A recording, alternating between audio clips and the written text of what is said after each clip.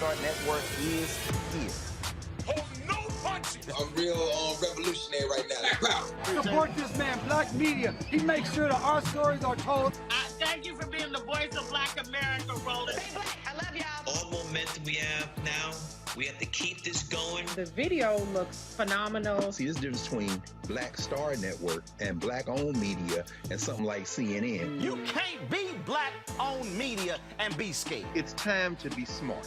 Bring your eyeballs home. You dig?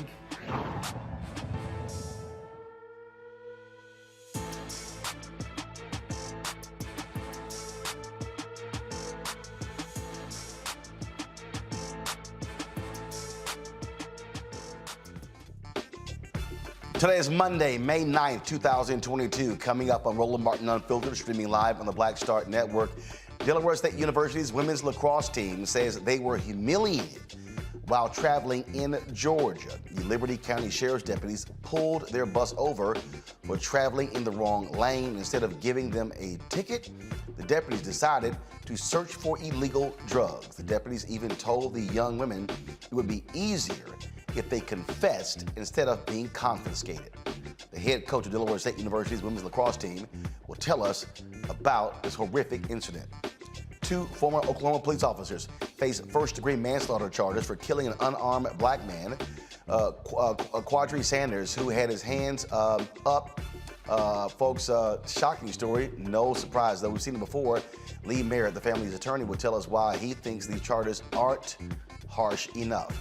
The mother of the young black man killed by a convicted Minnesota police officer gets detained for recording a traffic stop across the street.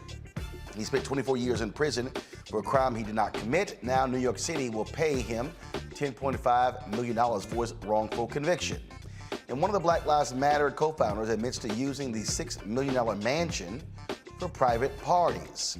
After a 20-year battle, Morris Brown College is once again a fully accredited institution. The school's president, Dr. Kevin Jones, will tell us what's next for Morris Brown. In tonight's Fit, Live, Win segment, 2 sisters who are doctors explain how to break down the communication barrier between patients and physicians, ensuring better health care. Folks, it's time to bring the funk on Roland Martin Unfiltered on the Black Star Network. Let's go. He's got it. Whatever the biz, he's on it. Whatever it is, he's got the scoop, the fact, the find. And when it breaks, he's right on time and it's rolling. Best believe he's knowing. Putting it down from sports to news to politics. With entertainment just for kicks, he's rolling. It's on go, y'all. It's Roland Martin, yeah. Rolling with Roland now. He's funk, he's fresh, he's real, the best, you know he's Roland Martin now.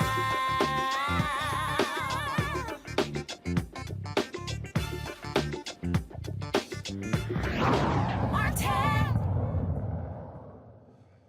2 former Oklahoma police officers face first-degree manslaughter charges for killing a black man while responding to a 911 call for an alleged protective order violation in December. Folks, this is one of those stories that is amazing when you look at what took place.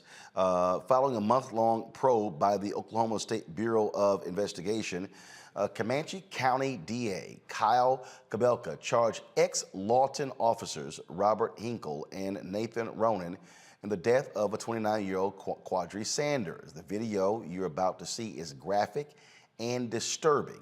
So we want to warn you before we actually play it, folks. If you want to leave the room, you want to turn away, please do so. It is, again, shocking and stunning to watch. Here we go. Hands, down, hands,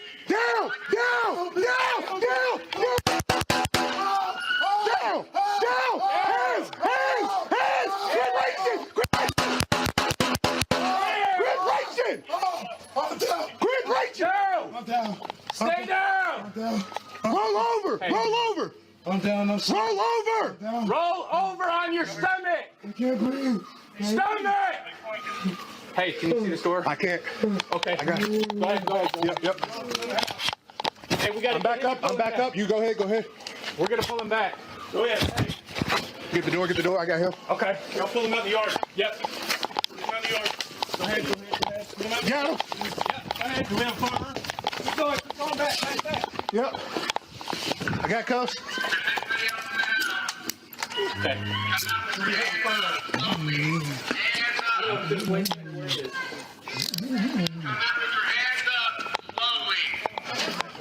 Nico, you got him? Yep, I got him. Okay, you first aid. Sir, are you in the house? All right, police! If you're in here, come outside! Come with your hands up. Come out slowly. One police officer. Keep your hands out to us. Are you the husband? All right, step out to us, sir. Step out to us. Quit moving. Quit reaching. Face away, okay? Sit down. Quit reaching.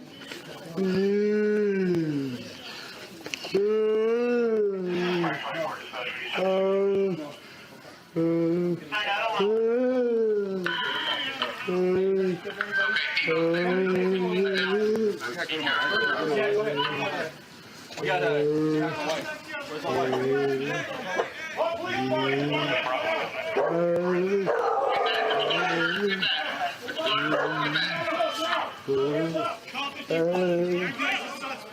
Everybody's a suspect. Nobody walks without cuffs. Bend your age to this guy. I have nothing to. Okay, where's the shot at? Fuck, LT. Where you shot? Give me 76, 77, 10, 18. I ain't got it. There's nothing but turning. There's nothing but it's all body. No, let's put some pressure on. Keep him on the side. Come here, give me some gloves. I got you. Gloves. Here.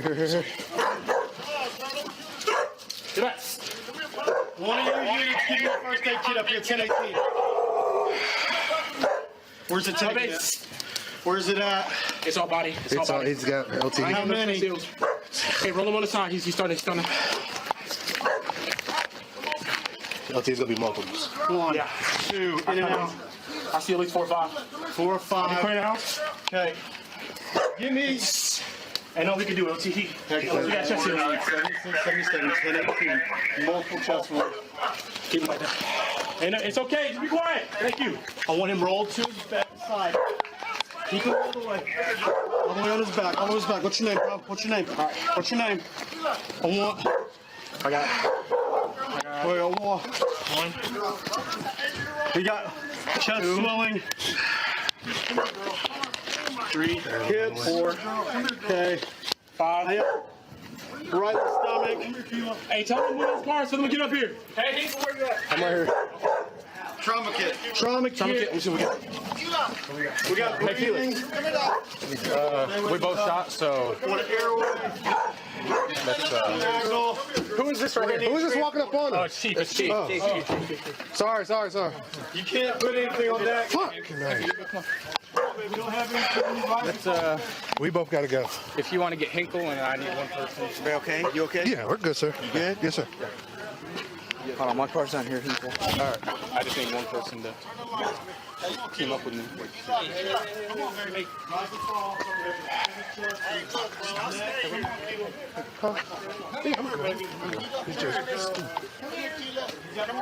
You should have listened. I was telling him. Could you see it? I didn't see nothing from where I was at. Hey, don't call me. Yeah. Hey, guard. Here, come over here.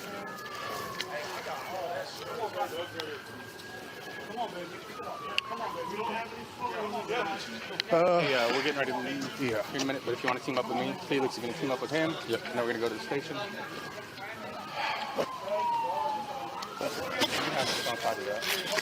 Hey, did Newhouse stay inside on that flyer? I'll jump in with Dix. I rode with him, so I might as well. Okay. You want to get me to the station? Yeah. Bag valve mask. Anybody? What? Bag valve mask. No. I'm bringing my pound Dr. Amakongo Dabinga professorial lecture, School of International Service, American University. Reverend Jeff Carr, founder of the Infinity Fellowship in Nashville, Tennessee. Michael Brown, former chair of DNC Finance Committee, based here in Washington, D.C. Glad to have all three of you here. This is what jumps out here on Makongo consistently. You see these, first of all, in the next hour, we're going to talk with Lee Merritt, who's the family attorney, about this case. But what happens in these cases all the time, so you see these officers now trying to respond, trying to save the man's life. Well, if you don't shoot somebody, then you're not going to have to actually do all of that. But you can also hear them trying to say that you see this, that you see that. And so clearly, the officers are unclear what they actually saw that led to the shooting. You know, this as I was watching the whole thing, I couldn't help but think about Stephon Clark. You know, Sacramento was killed in his grandparents' home right on the lawn, and it turned out he had a white iPhone, right? And these cops have this shoot first, ask questions later mentality. And not only did they shoot him the first time, while he's on the ground with the hands up as well. And then on top of that, dragging him like a dog. And we say things like drag like a dog, but quite honestly, they treat animals better than they treat us. And so at all levels, we see the lack of care for our community, the way they rush into the house. Everybody's a suspect, you know, ready to shoot other people. Sounded like they almost shot the sergeant who was about to come up. Who's that? Who's that? Who's that? There's thuggery involved in this, Roland. And one of the things we said last week when Reese was here, did an incredible job.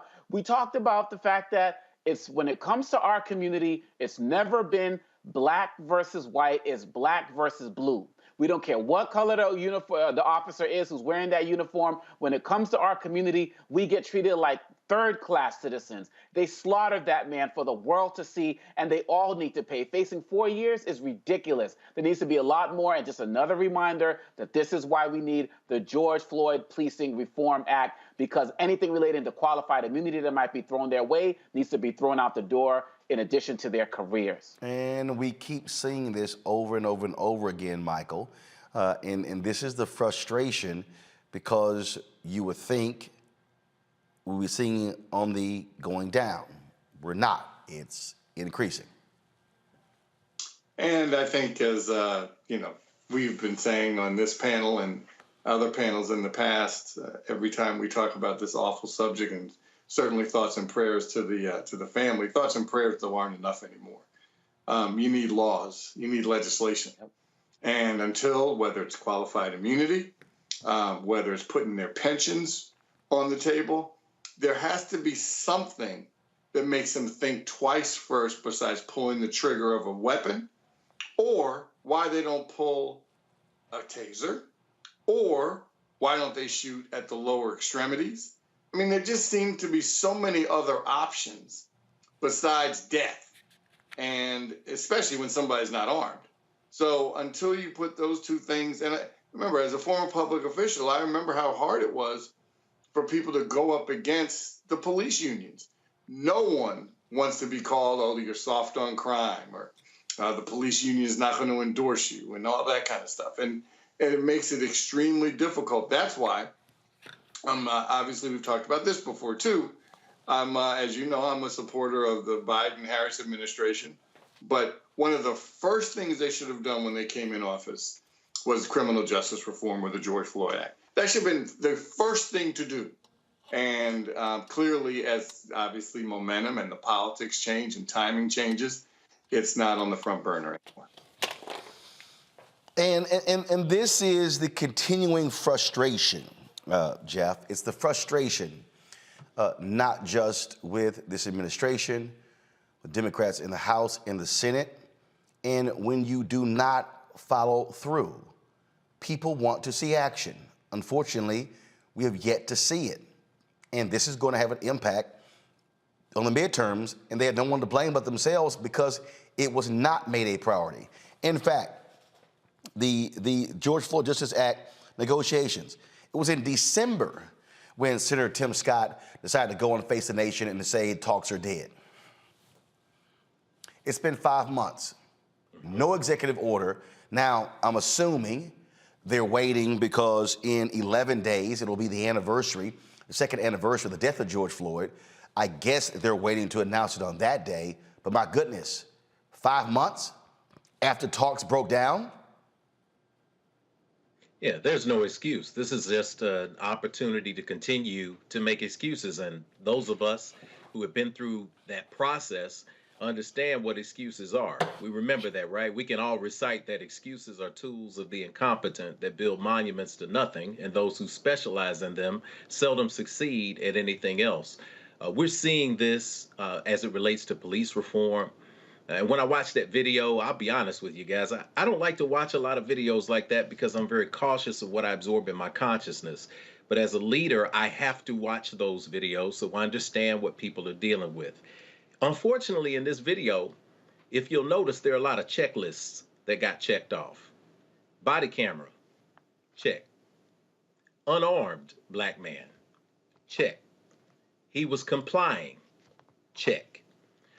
Now we see that we are seeing these officers being held accountable, but as Dr. Omekongo said, held accountable for what? 4 years for taking a life. When we talk about somebody being shot down like a dog in the street, I think it's particularly ironic that the one creature of God that was completely not complying was in fact the dog, and the dog was not shot.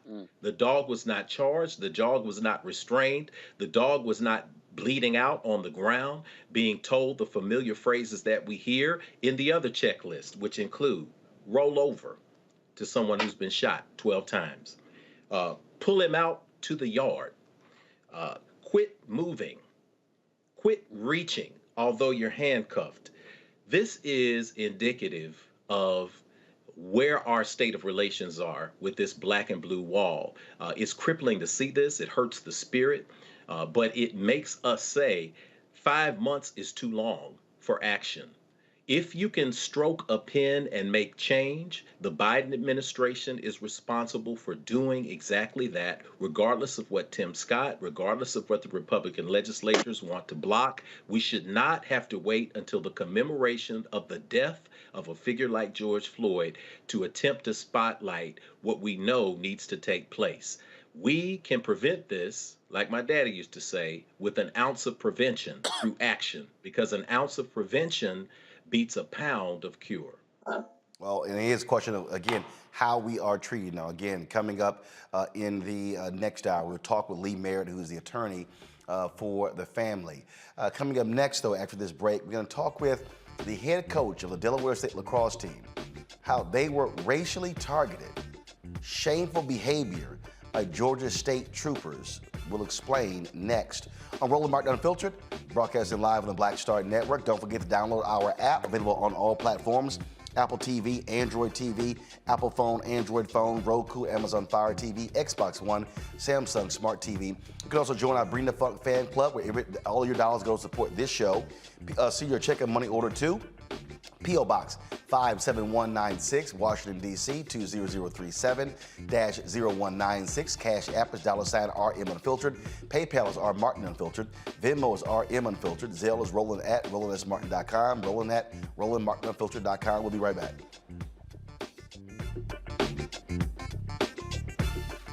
On the next Get Wealthy with me, Deborah Owens, America's Wealth Coach, you're going to learn about the silver tsunami, which means that 1 million people are turning 65 every day, and they're going to need some kind of care. You're going to meet two sisters whose situation with their own family led them to start a business in this industry, and now they're showing others. This is our passion, our mission, our purpose, our ministry. That's right here on Get Wealthy, only on Black Star Network. Pull up a chair, take your seat. The Black Tape with me, Dr. Greg Carr, here on the Black Star Network. Every week, we'll take a deeper dive into the world we're living in. Join the conversation only on the Black Star Network. When I first moved to LA, me and Joe lived together, right? And that was a big blessing because I didn't have to worry about paying rent. You know, out here struggling, doing my thing, and that was a big, big help. And then when I moved out, I think that's when I saw the division, because I think Joe felt like I didn't need him anymore. And it wasn't that. It was like, I'm a grown-ass man, two grown-ass men. But actually, that is true.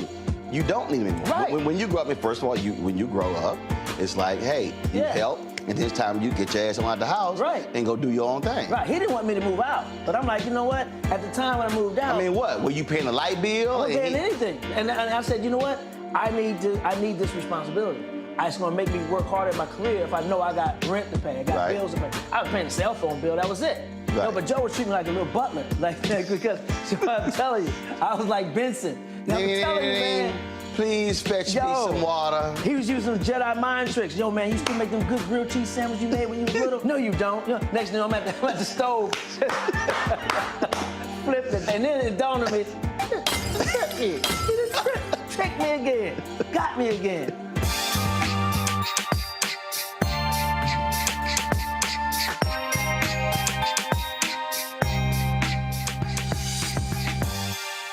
What's up, y'all? I'm Will Packer. Everybody, it's your man, Fred Hammond. Hi, my name is Brescia Webb, and you're watching Roland Martin Unfiltered. Ow. Well, I like a nice filter usually, but we can be unfiltered.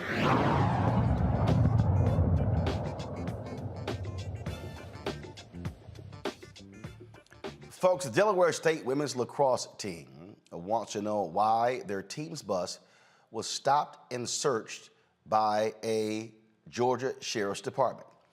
The team was wrapping up a 3-game tour in Florida and Georgia when sheriff's deputies pulled the bus over and asked a very odd question to the team.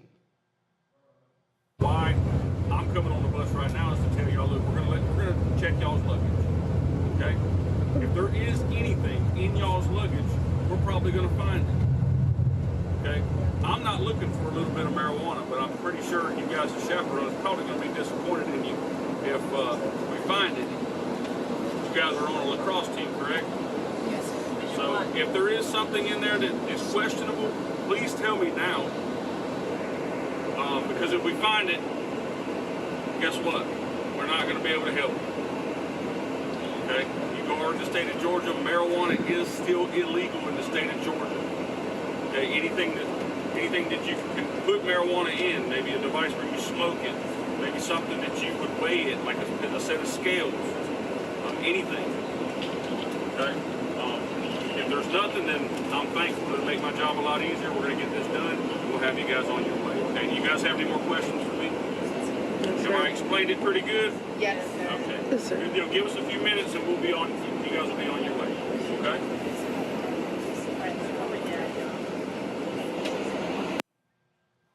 The sheriffs involved were from Liberty County, Georgia, which is about 28 miles southwest of Savannah. We contacted the Liberty County Sheriff's Office, Sheriff William Bowman. His assistant said he is not and will not make a statement until the internal investigation is complete. Pamela Jenkins is the head coach of the Delaware State University's women's lacrosse team. And she joins us now. I'm first of all, Coach, I'm trying to understand. Why were y'all stopped? That's a good question. How it was told to us is that our bus was driving in the left lane and that he wasn't supposed to be doing that. Okay, I'm now confused. Were y'all on the highway? We were. On I-95. Is it 2-lane or 4-lane highway?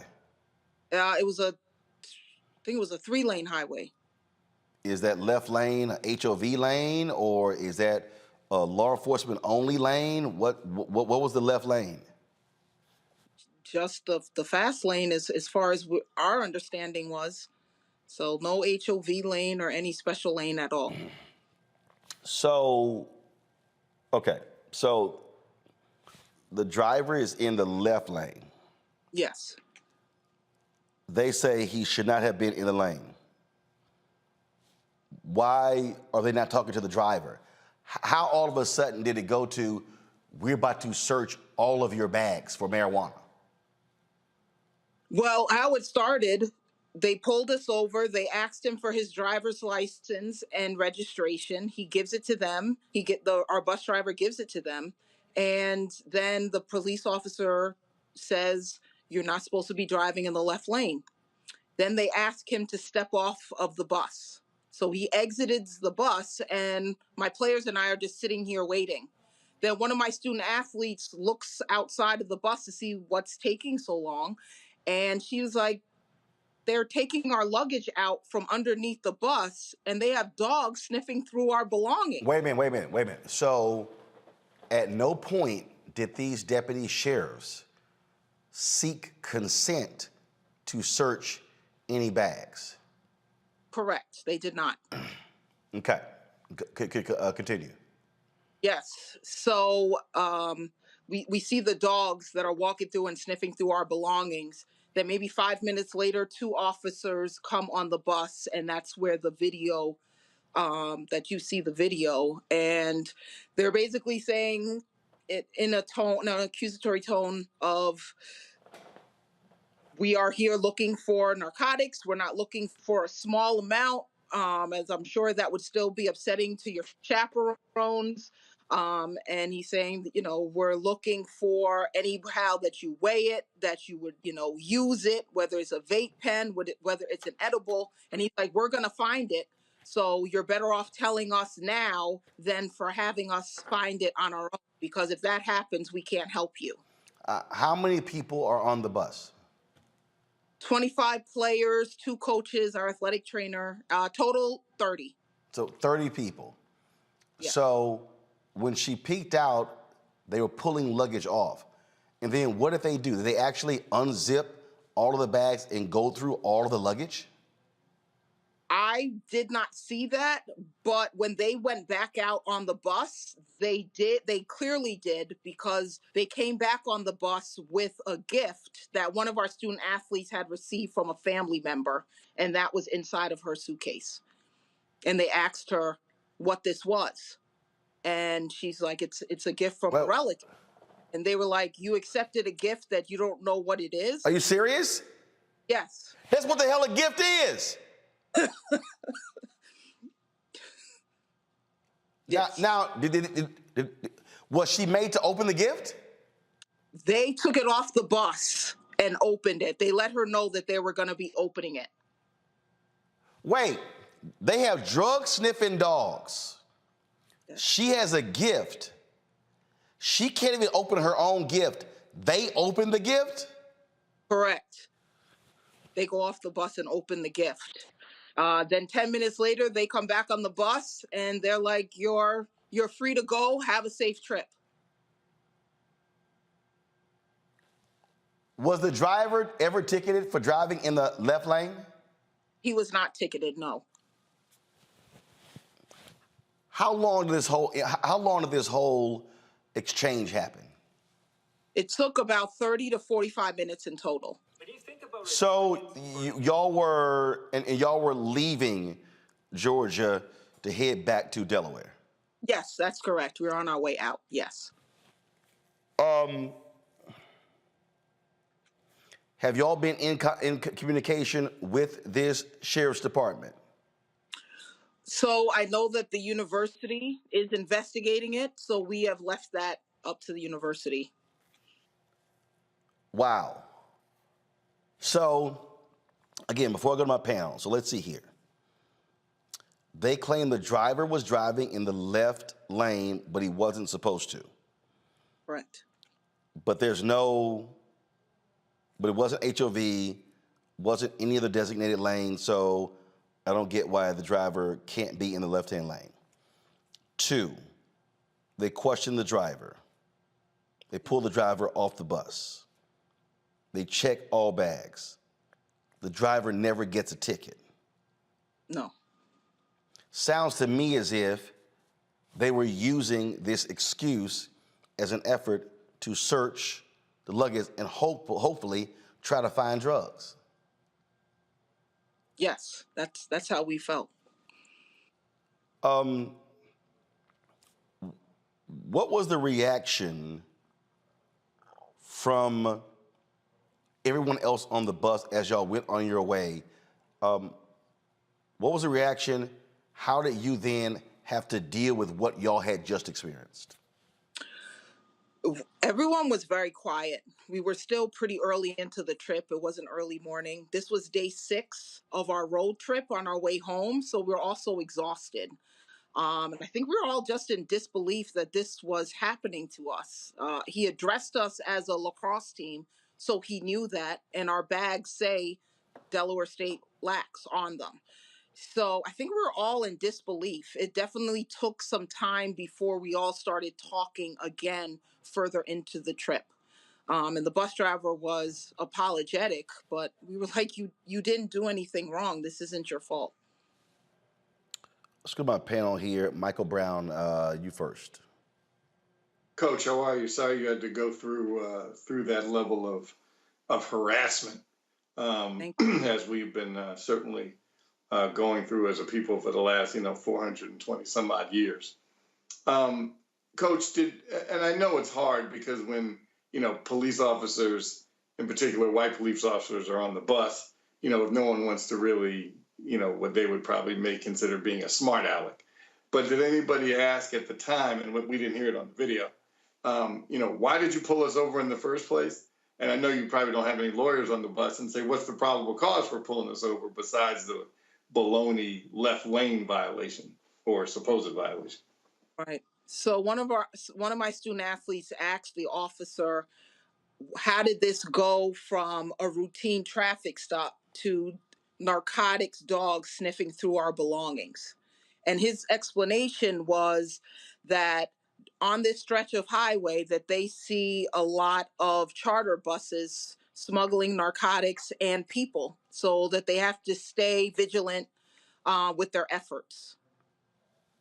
Well, please make sure, I know you're letting the university handle it, but as they are moving forward in the process, make sure they ask the sheriff's office to give you some statistical data of how many white buses have been pulled over in the same kind of situation. Absolutely. I sure will. Jeff. Yes, Sister Jenkins, I appreciate you and everything you've been through. As Michael Brown said, ask for that statistical data. I'm going to add to that. Ask for the statistical data on the number of buses that have actually been pulled over where they did discover narcotics. Because it's been my experience that usually when you see troopers parked on the side of the interstate, it's because they have a very specific tip. So they aren't necessarily hunting someone. So the fact that you were targeted went way beyond some flimsy excuse about trying to find drugs on the bus. Let me ask you what you're doing now, because this was a traumatic experience for everybody involved. What are you doing now to look out for the mental health of the young people who experienced this in real time and may have said, you know what, this is something that my parents or grandparents talked about, but I'm experiencing it now. How are you looking out for them? Well, and especially the concern is for a lot of them, this was their first interaction with law enforcement. So, of course, that makes it even more difficult. And as a coach, traveling by charter bus is our main way of transportation. So the last thing I want is for our student athletes to be nervous to get back on the road for us to travel for our games. So there are virtual services that are available through our institution. Right now, the student athletes are home. They came back and they had to get straight to finals and then had to pack up their belongings and go home for the summer. So they're currently home. So our communication is solely via FaceTime or Zoom at the moment. So I'm just checking on them. Because I know even for myself, it was re-traumatizing seeing that video and talking about it. It was a very scary experience. As a coach, you want to protect your student athletes. And in that moment, I felt like I could not protect them, that I could just lead by example and stay calm. So I'm proud of the way that they handled themselves, staying composed in that stressful situation.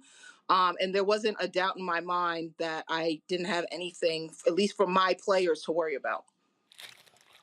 Before I go to Omakongo, on your bus, did you have any signage on the outside of the bus stating that this was the Delaware State Lacrosse team? We did not have any signage on the outside. Just when they came on the bus, we were all wearing our... Right. gear, but there was nothing on the outside of the bus. Got it. Omakongo, go ahead. Yes, Coach Jenkins, this is really terrible. As a professor myself, I teach these same age students, and so I'm looking at my own students going through this experience and how traumatic it could be. Are there things that we can do going forward to support you and the women on the team? I know with so many other issues, there are campaigns and other things going on, but I just would love to figure out if there's a way that the community can embrace them, especially now that they're home for the summer and everybody is all split up. I think going through this process and talking to others about their experience has been therapeutic. So I think giving them the platform so that they're trying to prevent this from happening to anyone else. So I think that's right now our focus is for us to kind of bind together and do what's necessary to get the word out to make sure that no one else has to go through this. Terrible. Well, it is certainly unfortunate that your players had to deal with this. Have you heard from any of their parents as a result of this situation? I have heard from a few parents and even parents of our incoming freshmen for next year, just voicing their support and just how proud they are of how the young ladies composed themselves during a very stressful situation. All right, then. Well, certainly keep us abreast of what happens with this story next. And I'm quite sure having a president who was a longtime U.S. Senator from Delaware also helps. So I wonder if the Department of Justice will be looking into this. And of course, the president's White House HBCU initiative is actually headed by the Delaware State president. Yes, yes. And so we'll definitely keep you posted. Thank you very much. All right, Pamela Jenkins, we certainly appreciate it. Thanks a lot. Go back to my panel here. I mean, this Michael speaks to, again, what happens when you're black in America. I mean, for these officers, oh, we're used to seeing human trafficking and people smuggling drugs. You pull the officer over, and apparently the left lane is only for passing. Okay, so, but here's what I don't understand: if you pull the driver over for being in left lane, how you not give him a ticket? Especially if, I mean, I think we've all seen signs where if you're going too slow, you can be certainly pulled over because you're, clogging up the left lane. But since the driver didn't get a ticket, clearly wasn't that big of a deal. But to your first part of your query, it's unfortunate still that these officers just can act like this with impunity. I mean, and again, just going back to the first segment, until there are some real consequences to actions against, and I think you're right, because clearly the sheriff, who is African American, or certainly appears to be African American in the picture, clearly these white officers thought, doesn't matter whether we have a black sheriff, we're going to continue to do what we want anyway. So it has nothing to do with white, black. I think one of my co-panelists said it earlier. It's between black people and people in blue uniforms. So the only way to stop the impunity is to have consequences for actions. Absolutely cannot wait to see, Jeff, the response from this black sheriff. Oh, I can't wait either. But to quote Brother Michael Brown, who said it perfectly, he appears to be African American in the picture. When we talk about elected officials, oftentimes people think, well, if we just get black elected officials, if we just get people in high positions, everything is going to change. I remind people that racism is a system, and that means that it is designed to operate a certain way. So if you do not, if you can change out the operators of the machine, but if they are not systemically changing the machine, then they're just pushing the button and we're getting the exact same result at the end. So my hope is that this sheriff will step forward and demonstrate to all of those who hope that the alignment of the color and the picture is also in alignment with the action, and he will hold these officers accountable, because these kids are now singing the 1965 song El Pito, which is that Dizzy Gillespie hook, I'll never go back to Georgia. And we want people to make sure that there are consequences. It's going to be interesting to see, as you pointed out, that the president of Delaware State is also chair of the president's HBCU commission. So this may be one of the rare occurrences where, to quote Ice Cube, they may have picked the wrong fill in the blank to mess with. Makongo, again, as I saw that video, I instantly thought back to that scene from the movie The Five Heartbeats. Yep.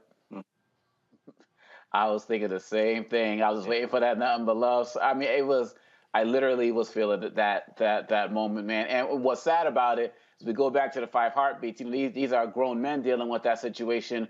These young girls get it at that age and get the early trauma that they're going to have to be dealing with for forever. I remember I was driving on a highway once, and an officer drove next to me, put the flashlight into my car as I was driving, then pulled me over after realizing I was black. And while he was having me out of the car, tried to convince me that I was drinking. So, and I don't drink. I have never had an alcoholic beverage in my life. And my point is, when he was talking about if y'all got something in the bag now, you might as well show it. It was like this an entrapment type of thing that he was doing. He thought that he was smart in what he was doing. And what if somebody did have something? Then you're going to take one of those women off the bus, and what, they got to sit in a Georgia jail alone for the entire night or days? I mean, this Sandra Bland thing is going on in my head right now in terms of what the possibilities were. And so really, at the end of the day, this man introduced early trauma to these young ladies that's going to be with them for the rest of their lives. And there needs to be some real consequences because, again, like you said, Roland, no ticket, no nothing. And so the goal was to intimidate. He succeeded in that. And now these sisters got to deal with it for a very long time. And they need to make sure that they're getting the services that they need. And there needs to be some consequences for their actions. Because right now, Roland, the rest of the country is caught up on the escapee from Alabama jail with the security guard or something like that. I just saw that on CNN and Wolf Blitzer. Ain't nobody talking about this situation. And so for you to bring it to national attention, we need more of this, and we can't let this story go. This is for our kids, man. Indeed. Speaking for our kids, coming up next, we'll stay in Georgia, and we'll talk with the president of Morris Brown College. They have gotten their accreditation back, and we'll explain what is going to happen next for that historic institution founded by freed slaves of African descent. You're watching Roland Martin Unfiltered right here on the Black Star Network.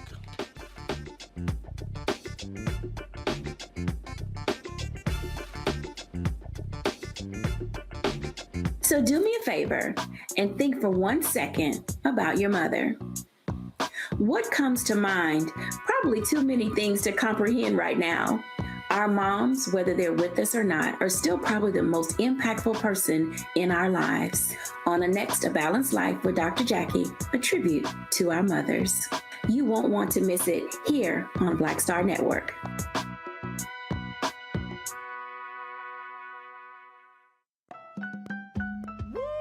We're all impacted by the culture, whether we know it or not. From politics to music and entertainment, it's a huge part of our lives, and we're going to talk about it every day right here on The Culture with me, Faraji Muhammad, only on the Black Star Network. On the next Get Wealthy with me, Deborah Owens, America's Wealth Coach, you're going to learn about the silver tsunami, which means that 1 million people are turning 65 every day, and they're going to need some kind of care.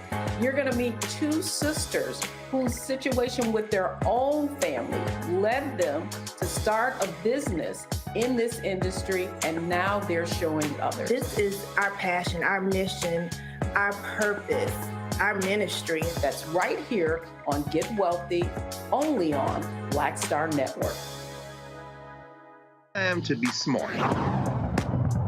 Roland Martin's doing this every day. Oh, no punches! Thank you, Roland Martin, for always giving voice to the issues. Look for Roland Martin in the whirlwind, to quote Marcus Garvey again. The video looks phenomenal, so I'm really excited to see it on my big screen. Support this man, Black Media. He makes sure that our stories are told. See, this difference between Black Star Network and Black-owned media and something like CNN. I got to defer to the brilliance of Dr. Carr and to the brilliance of the Black Star Network. I am rolling with Roland all the way. Honored to be on a show that you own. A black man owns the show. Folks, Black Star Network is here. I'm real revolutionary right now.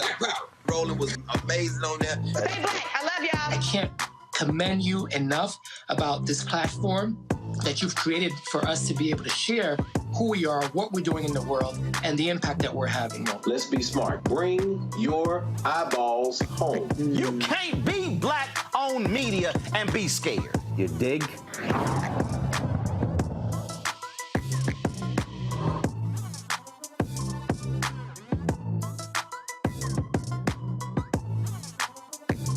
Yo, it's your man Deion Cole from Blackish, and you're watching Roland Martin Unfiltered. Stay woke.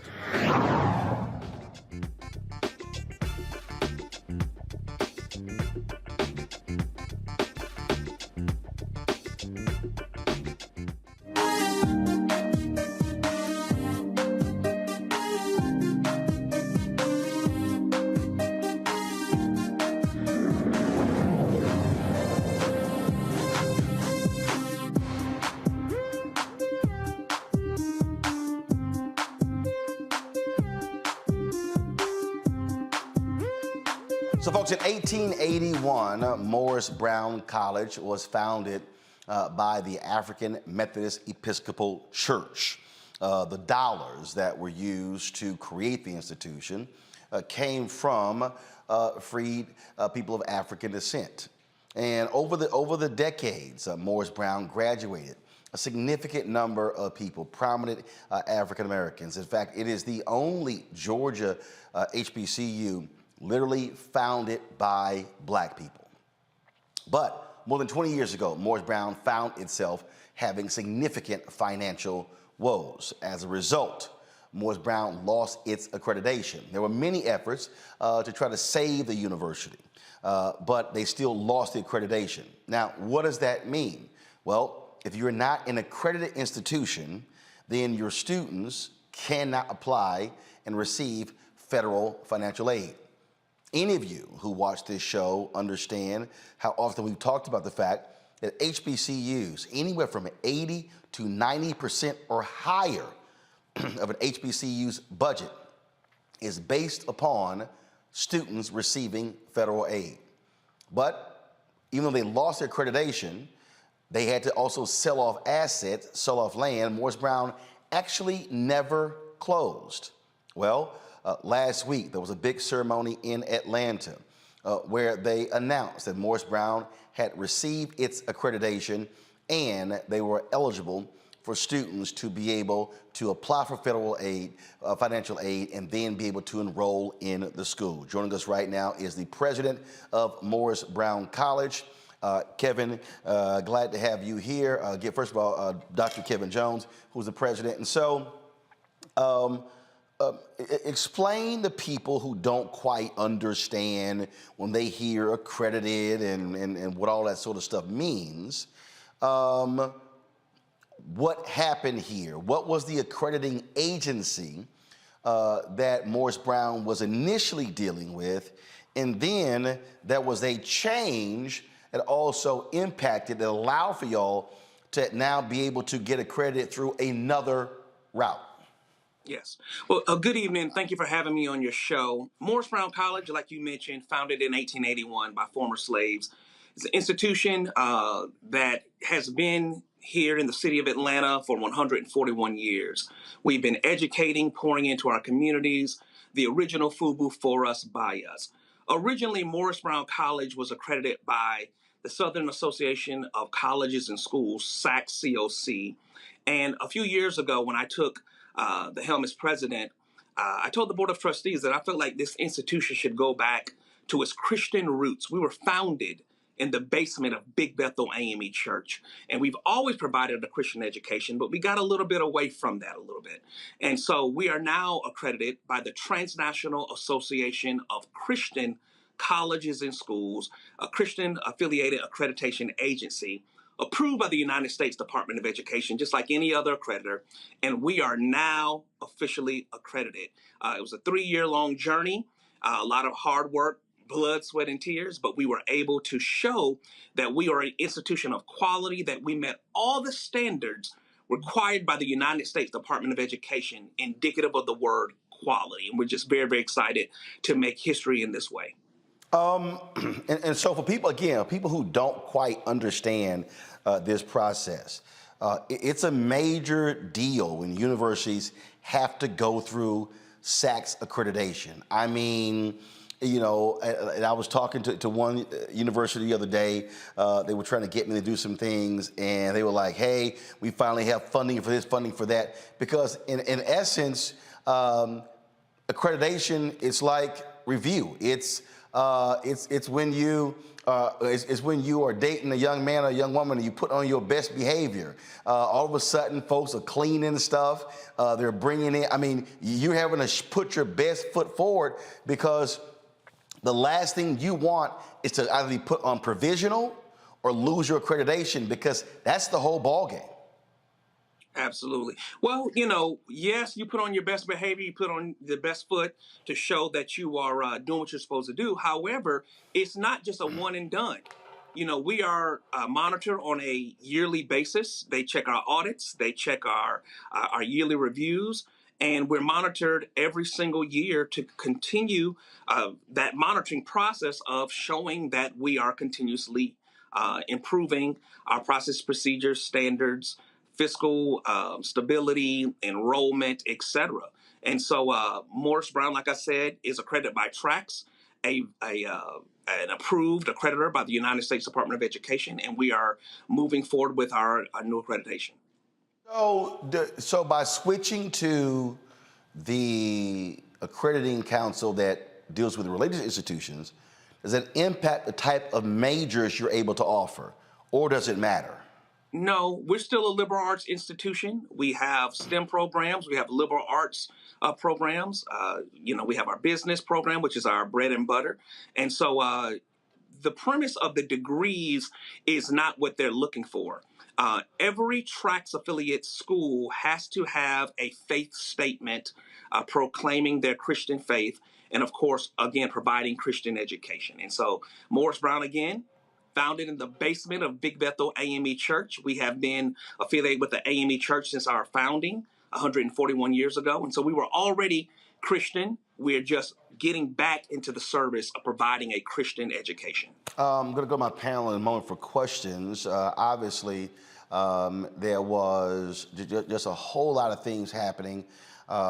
So many people have been pulling for Morris Brown.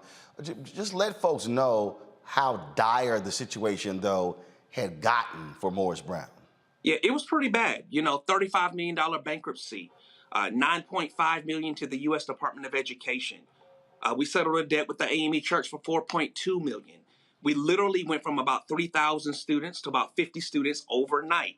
And like you mentioned earlier, when we lost our access to accreditation, we lost our access to federal financial aid. So students transferred out and had to leave the institution. We lost a lot of our land. We lost our reputation. We lost so much. But I'm just very proud to say that Morris Brown was able to overcome something that would have closed other institutions forever. And so we're very, very excited that we've made history in this way. From my understanding, we're the first HBCU to rebound after a 20-year hiatus.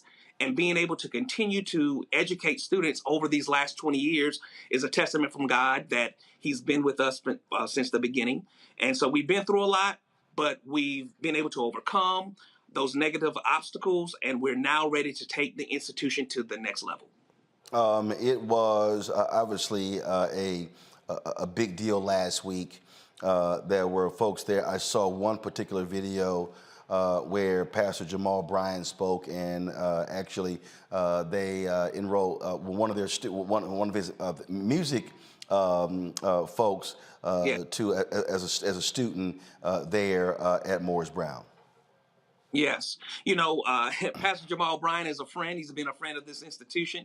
And he said something very, very instrumental. He said, listen, we've been able to do this, but now we need to build our enrollment. And so he called on all clergy and everyone who was listening to him to send one student to Morris Brown College. And I hope that they meet him like he did, the task that he set forth. It is, first of all, when you said that, regaining that accreditation, what was really a huge deal. Your alumni base, absolutely loyal. In fact, I can't even remember why I was in Atlanta. I was in Atlanta for something. And y'all happen to have when your fundraisers, and I sort of just walked in just to say hey. And that's another piece. Your alumni base never gave up. These are folks who wanted to see the only HBCU founded by African Americans to remain active and alive. Absolutely. It's 3 reasons why Morris Brown never closed. And I say this very proudly and boldly. God has been with this institution. The AME Church has been with this institution. And the best alumni in the world has remained with this institution. They never gave up. And, a lot of people told them, hey, just give up. You guys keep trying. Won't you just give it up? And they never gave up. And because of those 3 reasons is the reason why Morris Brown College never closed. And the reason why we were able to get our accreditation back. Absolutely. This here is, I'm going to show in a second some of the video that was, of course, from the news conference that took place on your steps. You also, of course, had significant support from your U.S. Senators, Raphael Warnock, John Ossoff as well. And so you always had folks actually pulling for Morris Brown, but you just had to get over that whole issue with the accreditation. Let me first start with Reverend Jeff Carr. Jeff, go right ahead. Oh, thanks a lot. Dr. James, first and foremost, man, I want to say congratulations. You've got a string of hits going on since you took over the presidency down there. Morris Brown is absolutely in good hands, going in a great direction. I'm going to tell on myself a little bit with my age. 36 years ago, almost this fall, I had my first performance as a member of the Tennessee State University Aristocrat Bands in the stadium at Morris Brown. That was my first time playing in front of a massive HBCU audience. So I carry that memory with me forever. And that's what HBCU life is really all about. Let me ask you about the accreditation route, because it was a brilliant move to take the steps that you took to get accreditation through tracks. When you think about universities like Oral Roberts University, who may be regionally accredited, or a school like Liberty that may be accredited by SACS, a more traditional space, is this the first step? Is this a long-term move, or will you eventually move toward an organization like SACS, or does it even matter at this point? At this point, and by the way, let me just say that I did not come up, this was not some brilliant scheme that I came up with regarding going to tracks. I utilized a model that was undertaken by Michael Sorrell at Paul Quinn College. They had some issues with their accreditor, and they decided to go back to their Christian roots. They're also AME, and they went to tracks, and they're doing very, very well. So when I went into my very first interview, I told the Board of Trustees, if you hire me as president, I believe that Morris Brown would have a better fit right now with tracks than with any other accreditor. And so they approved that, of course, unanimously when I got the position, and we decided that process. 2 years ago, the United States Department of Education made a ruling after some investigation that there was no difference between regional accreditors and national accreditors. They all had the same standards. They all had the same rigor. And as a matter of fact, the U.S. Department of Ed no longer uses the words regional accreditor or national accreditor. All accrediting agencies approved by the U.S. Department of Ed are now known as institutional accreditors. So really, right now, Tracks has been very good to us over these last 3 years. They're a perfect fit for us. right now we're focused on growing our enrollment, growing our academic profile, and tracks is a good fit for us. And right now we're very, very satisfied with tracks. Keep up the great work, man. My wife has a long history in the AME church, so she's excited about seeing the school come back to the level. Omokongo? First of all, Dr. James, congratulations. I mean, I was a student in Morehouse in the 90s, and so that whole AUC life, Morris Brown was, a huge part of it. And so to see it back, it's just really incredible. You talked about our ancestors, you talked about AME, you talked about the beautiful work that the alumni have done, but I just have a question for you. 20 years in the game there, and then you come in 3 years ago with the qualifications that you had, could have gone anywhere. What made you decide that you wanted to come to Morris Brown and lead it on this process towards its original greatness? Yes. Well, first of all, I honestly believe that God sent me to Morris Brown College. I was at home watching the news in December of 2018, and I saw where my predecessor had resigned, and I literally said out loud, oh my God, I want to be the next president of Morris Brown College. I immediately picked up the phone and I called the 6th district of the AME church. And the way that God worked it out was the chairman of the board's assistant answered the phone. And 2 complete strangers talked on the phone for 35, 45 minutes. And at the end of that conversation, she said, send me your resume. I'm going to put it directly in the chairman's hands. And about a month later, I got my first interview. 3 interviews later, I was named the interim president of Morris Brown. About a year later, I was named permanent president of Morris Brown College. So, yes, I could have gone to other places, but I believe that God sent me to Morris Brown. And it was a lot of hard work, a lot of blood, a lot of sweat, a lot of tears. And I'm very, very excited to be the 19th president of Morris Brown College. Again, the best is yet to come. We're just getting started. Michael. President James, congratulations again. Let me echo my co-panelists congratulating you for overcoming. I take obviously a lot of pride in Morris Brown, considering I think maybe some of my ancestors may have helped create it. Question about the accreditation. My mother is a proud graduate of Fisk University, and Fisk went through its own challenges several years back. And what is it about accreditation of HBCUs?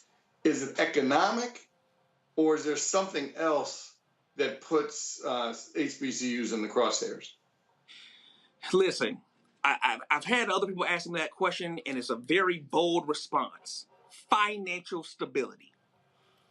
HBCUs do the best of educating us. Whenever you see an HBCU getting in trouble, 9.9 times out of 10, it has something to do with finances or fiscal stability. Someone mentioned earlier that these institutions are so heavily driven on tuition revenue. When you look at Harvard and Yale and Georgia Tech or Georgia State, these institutions have multi-million or billion-dollar endowments. HBCUs don't have such endowments. And again, like I said, we are so heavily reliant on tuition, and we have to move from that model. So, again, we do the best of educating us, but we have to do a better job of creating stronger business models, creating other revenue sources where we can get out of the business of begging and just relying on tuition. And Roland, excuse me, real quick, Dr. James, super quick, Roland. I know you got to get out. Some of the best assets that HBCUs have is their land. So I'm sure with some tough decisions to have to sell off pieces and parcels of the campus or whatever land you own outside of the campus. Yeah. At the time when we filed bankruptcy, we had no other choice. Now, we are going to utilize the land that we have left. You all have seen us in the news. You may have seen that we just signed a deal with CGI Merchant Group and Hilton Hotel.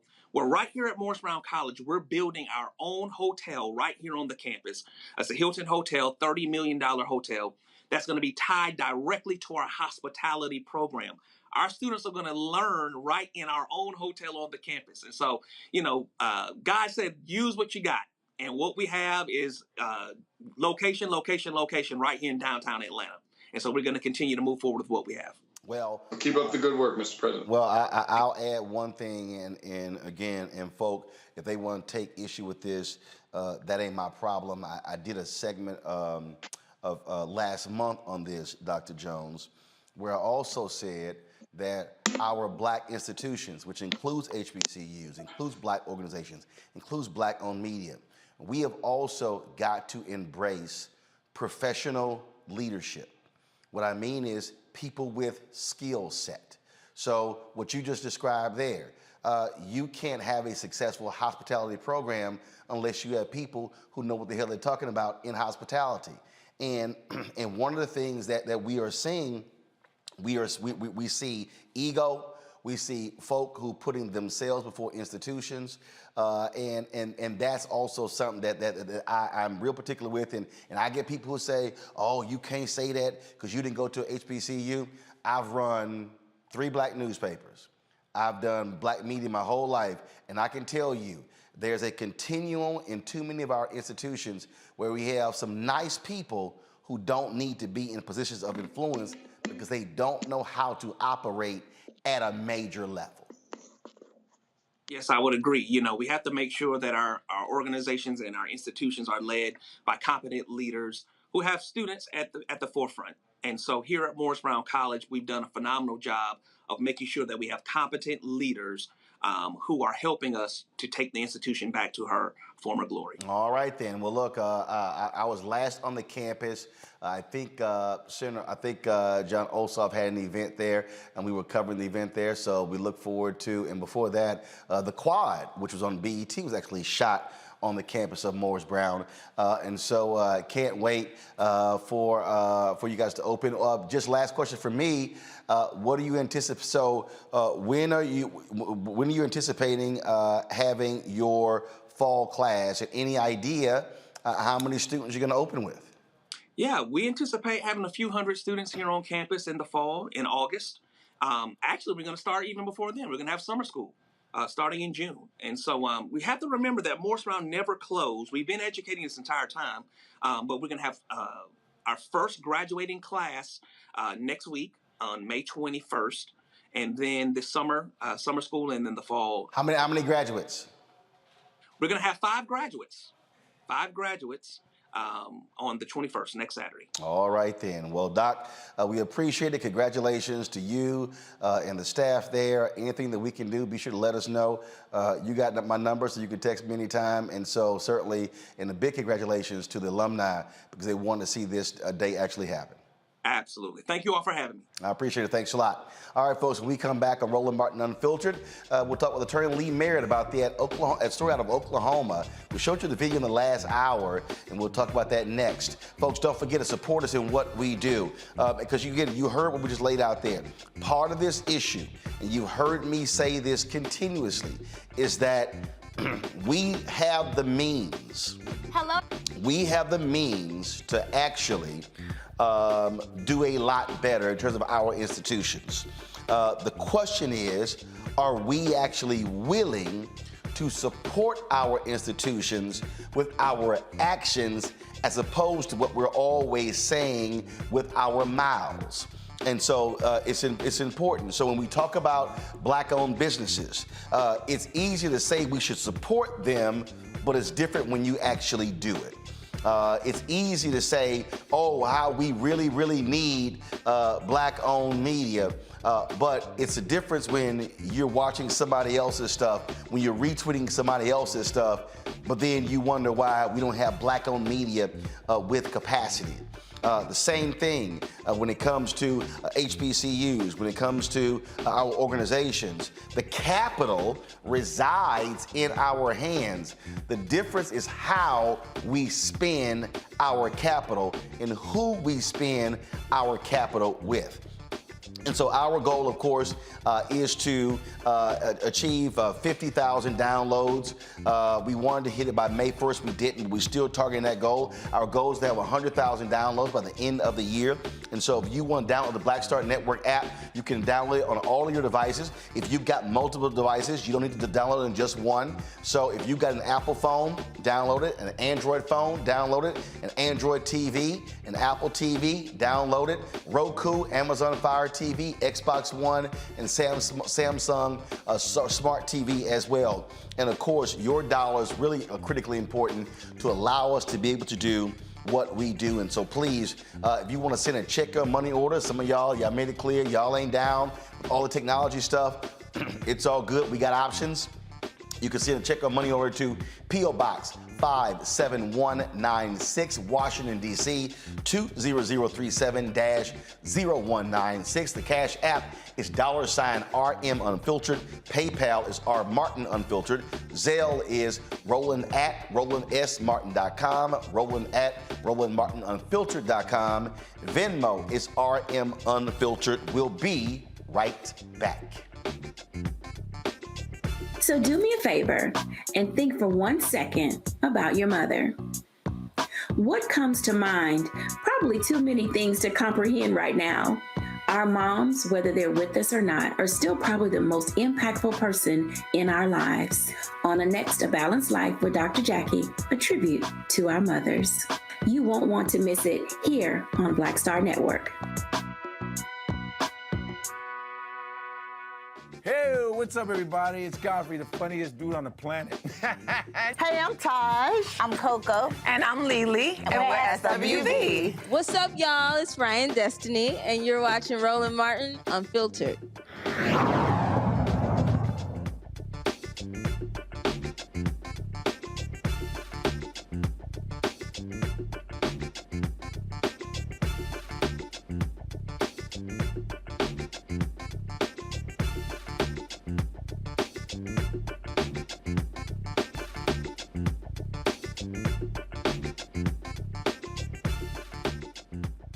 Folks, in the first hour, we told you about and we showed you this video of a disturbing shooting in Oklahoma, where a black man with his hands up was shot and killed by 2 police officers. Now, those officers have been charged, but the family says that, sorry, folks, first-degree manslaughter charges for killing Quadry Sanders simply is not good enough. The family's attorney, Lee Merritt, joins us right now. Lee, glad to have you here. So what were you and the family looking for in terms of charges for these officers for the death of this 29-year-old brother?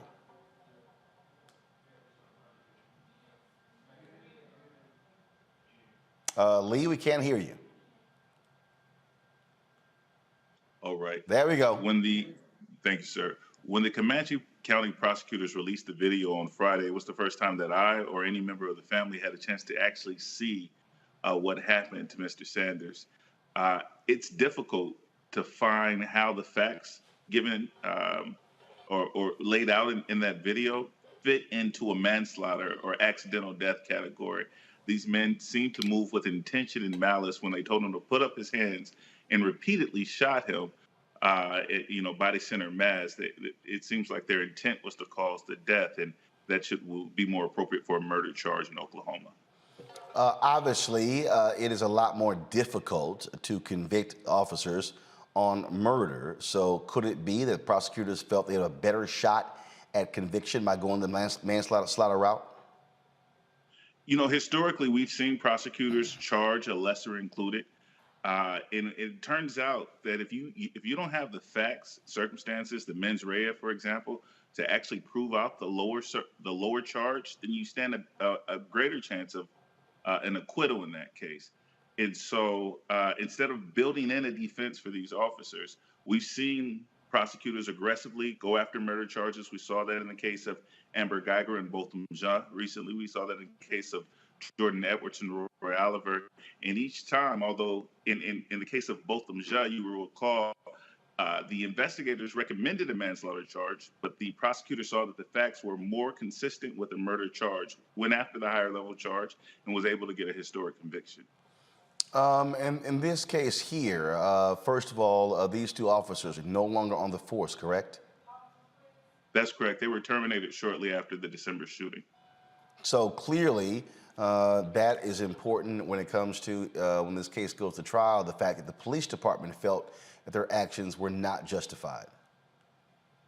Yeah, although the standard, the employment standard is not the criminal standard, it certainly is an indication that there was no justification in the shooting if they were terminated after the fact. Questions from my panel. First off, Michael Brown. Hey, how are you, man? Keep, as usual, keep up the good work. You're always on the front lines. Thank you, Brother Brown. With the outside of the criminal part, any chance of any kind of civil action? Because as we've been talking about on the show earlier, is until these officers face some consequences, we just don't know if indeed conduct will change. So whether you hit them in the pocketbook, whether because of, on the criminal side, if it's related to their pensions or there's qualified immunity, or you sue the city or the police department. So you guys considering that as well? Yeah, we're certainly looking into a wrongful death suit and a civil rights suit. I'm really particularly glad you asked that question in this case and put it in that context, because the officer who fired the initial shots and fired 11 of the 15 shots fired into Quadry Sanders was suspected of excessive force and guilty of shooting another unarmed black man just last year, one that was the subject of protests. And we often see that an officer who was found to use deadly force wrongfully in a big high-profile case, you scratch the surface just a little bit and you'll find repeated instances of excessive use of force. That's something that has to be dealt with in the civil suit. So that's why we're bringing our Monell claim and our federal claim. But also, as we push for policy out of D.C. that would help reduce the amount of shootings, we're asking for better tracking methods for officers, in decertification methods for officers who have been guilty of the misuse of force in the past. Got it. Well, good luck. Thank you.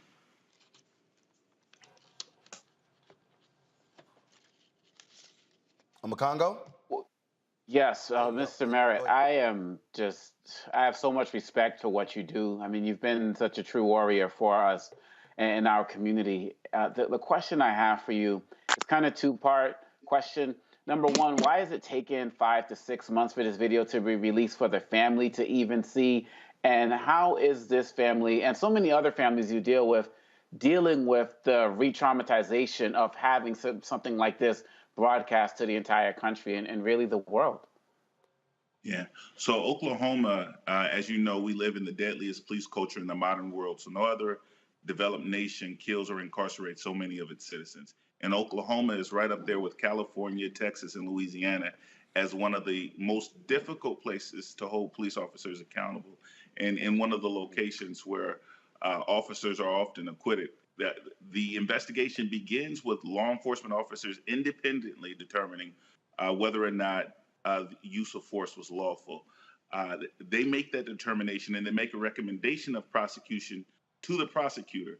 Now in Dallas County, where I work, and some of the more progressive places like Minnesota, where we saw the convictions out of for the murder of George Floyd, the reverse is true. Prosecutors lead the investigation from the beginning, and we often see more accountability in those cases, because when law enforcement investigates their own shootings, they often will justify themselves. Although this shooting was just very difficult even for officers to justify. Jeff. Yes, Attorney Merritt, thanks again, man, for everything you're putting in the world. Again, you're on the front line, man. And we talk about where people go. A lot of times as a spiritual leader, if somebody sees me in a bar somewhere in the middle of the night, they say, what are you doing here? I say, I go where I'm needed. So you are absolutely needed in Oklahoma, and you're there. What does the timeline for justice look like? Because a lot of people, we can get impatient when we say, why didn't this happen the next day? What does the journey to justice look like in this case? Are we talking months? Are we talking years? Well, again, we can only go by way of example. Now, more recently, we saw the Ahmaud Arbery case go to trial and get convictions within a year and a half of Ahmaud's murder. We saw the same being true in George Floyd, because some of the high-profile nature of these trials have accelerated the process, frankly. But in the case of, let's say, a Tatiana Jefferson, who was killed nearly 3 years ago in Fort Worth playing video games with her nephew, you'll recall, we just showed up to court for that last week, and we got another delay until sometime this summer in June. And 3-4 year trials later down the line, with officers free on bail until then, is the pattern that is normal in places like Oklahoma and Texas? Look, it is certainly a sad story. Having to watch that video was shocking, stunning, but hopefully we will see a conviction in this case. Lee Merritt, we appreciate it. Thanks a lot. Thank you so much. I'll certainly pass that on to the family. The other question asked was how they were doing, and yeah, this has destroyed them. That it's going and circulating through the media again. They need it because they want the attention on the case, but it has been a difficult time for them. So we are soliciting your prayers and support. All right, thank you so very much. Folks, an anonymous donor pays off the balance for Wiley College. His graduating seniors. Watch this. Bless you. You are debt-free. You do not owe the college a penny. If you have a balance, you had a balance. You no longer have a balance. I want to give you. So again, what the president there announced, and many folks are doing this.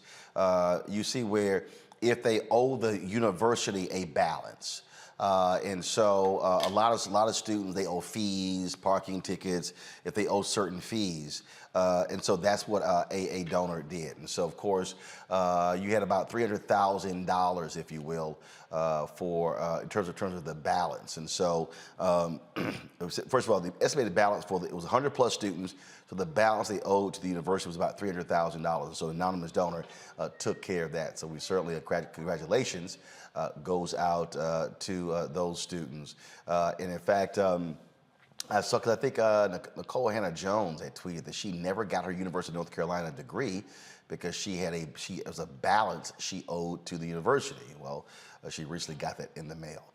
All right, folks, got to go to a break. We come back, Fit, Live, Win, and also our Black and Missing segment. You're watching Roland Martin Unfiltered on the Black Star Network. When I first moved to LA, me and Joe lived together. Right? And that was a big blessing because I didn't have to worry about paying rent. You know, out here struggling with my thing, and that was a big help. And then when I moved out, I think that's when I saw the division because I think Joe felt like I didn't need him anymore. And it wasn't that. It was like I'm a grown-ass man, two grown-ass men. But actually, that is true. You don't need him anymore. Right. When you grow up, first of all, when you grow up, it's like, hey, you help. And this time you get your ass out the house and go do your own thing. Right. He didn't want me to move out. But I'm like, you know what? At the time when I moved out. I mean, what? Were you paying a light bill? I wasn't paying anything. And I said, you know what? I need this responsibility. It's going to make me work harder in my career if I know I got rent to pay, I got bills to pay. I was paying a cell phone bill. That was it. Right. No, but Joe was treating me like a little butler. Because I'm telling you, I was like Benson. I'm telling you, man. Please fetch me some water. He was using Jedi mind tricks. Yo, man, you still make them good grilled cheese sandwiches you made when you were little? No, you don't. You know, next thing I'm at the stove. Flipped it. And then it dawned on me, tricked me. He just tricked me again. Got me again.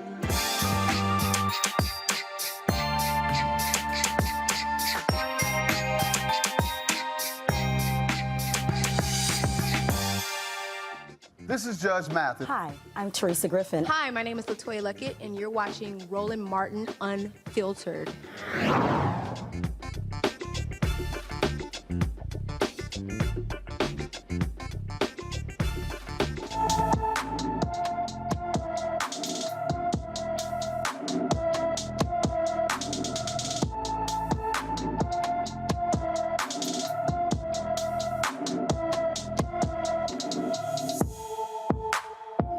Folks, Pinto dos Santos has been missing from Spring, Texas since April 29th.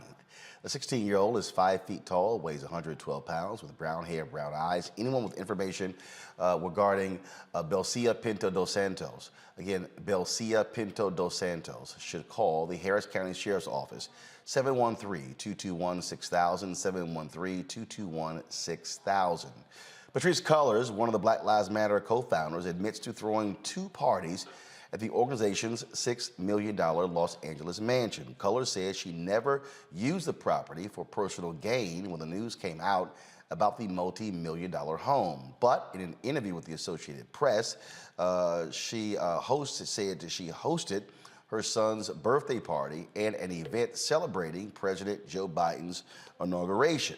Now, we've reached out to Colors to get her on the show. We're waiting to hear from her. Now, of course, many folks have been going after her, critical of her as well. In fact, here's a snippet, if you will, I'm going to play in a second, of the interview that she did with the Associated Press, talking about the criticism that she and others have endured as a result of their finances.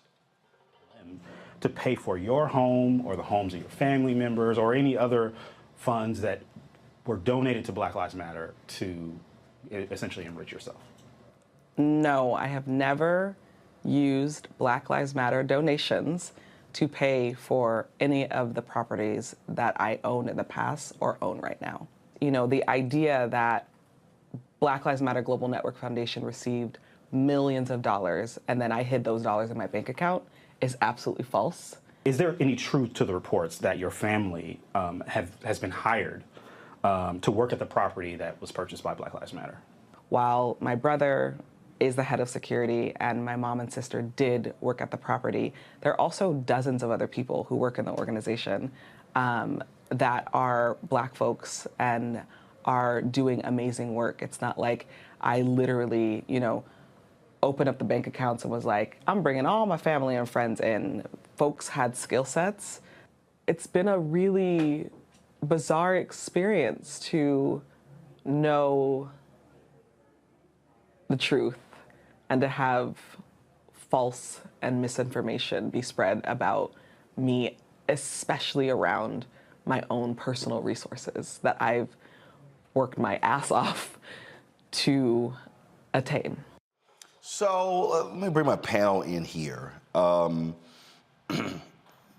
This is, so it's a couple of things here. And this is the quandary that I believe activists today need to look at the past as a way of understanding criticism.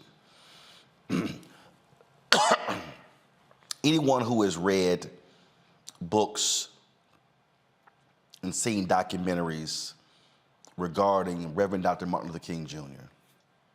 knows that his wife, Coretta Scott King, wanted a new home. She said, Martin, we got 4 children, we are expanding, we need a new home.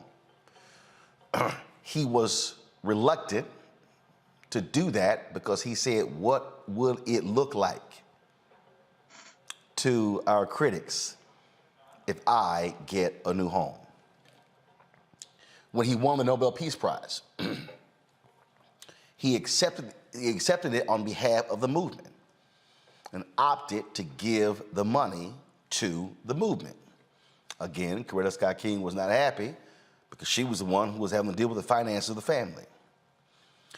Dr. King was very cognizant of the perception of what it would look like if people said that he was enriching himself.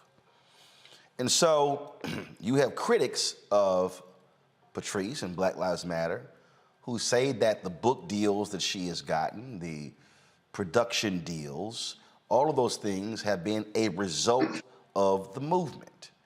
And so using those millions to then acquire property feeds those critics. Over the weekend, she posted a video on her Instagram page where she said that Candace Owens and a crew she had with her was standing outside of her home wanting to ask her questions about this.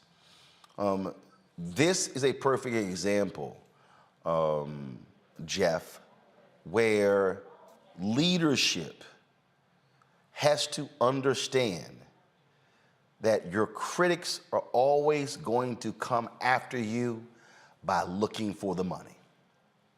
Yeah. And I understand Patrice now doing an interview with the Associated Press to clarify this, but I warned other activists about this type of stuff years ago, that this is how they come after you.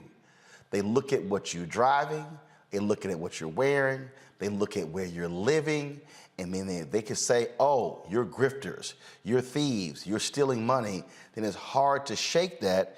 And so you can't have a video of you and two of the leaders at the house toasting champagne and talking about your work or using the home for personal use.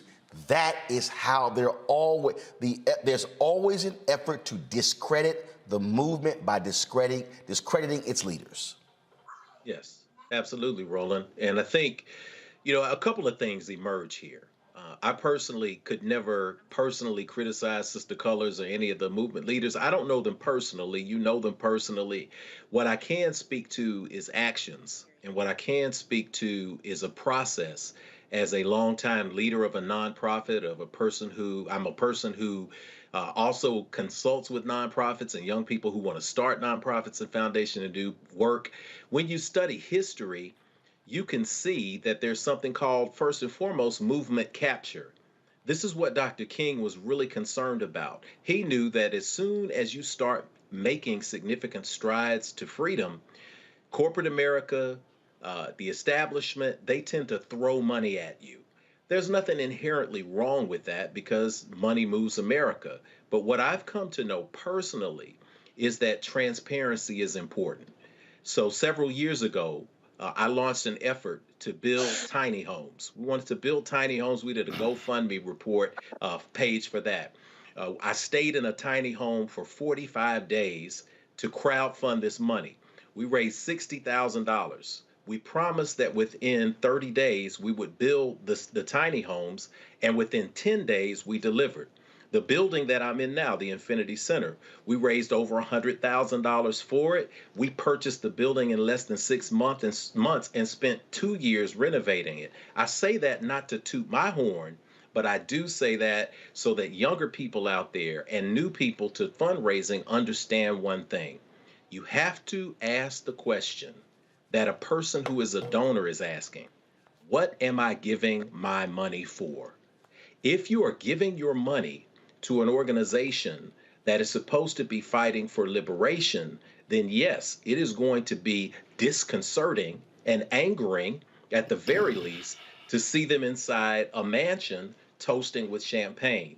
If you gave your money to help support a movement, then you have to explain why chapters, including the local chapter here in Nashville of Black Lives Matter, no longer want to associate with the national organization because they cannot get hold of the financial resources. We're talking about over $90 billion. Optics are terrible. We also have to make sure that we reinforce the message that we have reinforced on this show, that you have reinforced as well. You must have your finances in order.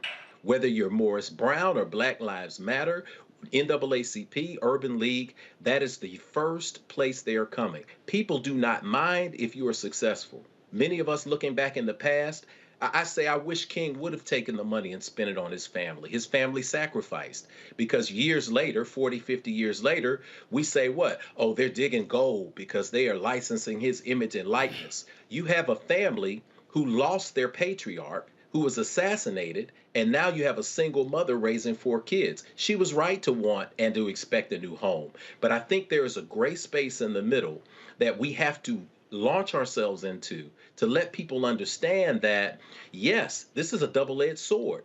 You got fame because of a movement, and yes, you turned that fame into personal gain, but you have to keep that separate, you have to keep it transparent, and you cannot be angry when people ask you to come and to speak to them and explain where you are. That's what we've been asked, that's what many people have been asking for months now, to just sit down and have a conversation. And sometimes you have to say, you know what, my judgment may have been off, but we've gotten it in order. We've not even heard that yet emerge from this situation. Well, and look, Omakongo, one of the big issues that I have, again, is that Patrice Cullors is the one who keeps doing the talking. She's no longer with BLM. The existing leadership of the Black Lives Matter Foundation They have not done interviews. They have not been out here. They have not been offering transparency. I've been communicating with them saying, when are y'all going to talk? And I get they're going through their 990s and preparing those, but you're gonna have to come clean because staying quiet ain't good enough.